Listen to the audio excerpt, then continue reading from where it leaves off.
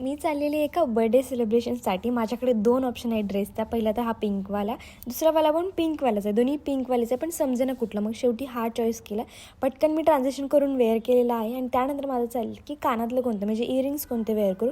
पहिलं काढलं, दुसरं काढलं, काही पसंत आहे ना. मग शेवटी तिसरंवालं जे होतं ना ते पसंत आलं. ते हे वाले इयरिंग्स आहे, हे मी दुबईमधूनच घेतलेले आहे. नेक्स्ट स्टेप लिपस्टिक लावलेली आहे मी. त्यानंतर मी ब्लश लावत होतो, पण लक्षात आलं की अरे यार मी पावडरच लावली नाही आहे. तो पावडर लावून घेतली. आणि आता सध्या मी थोडंसं पाकिस्तान ड्रामा बघते, हानी आमिरचा, त्यामुळे मला ब्लश लावायला आवडायला लागला आहे. सो मी लावलेलं आहे. त्यानंतर टिकली लावली.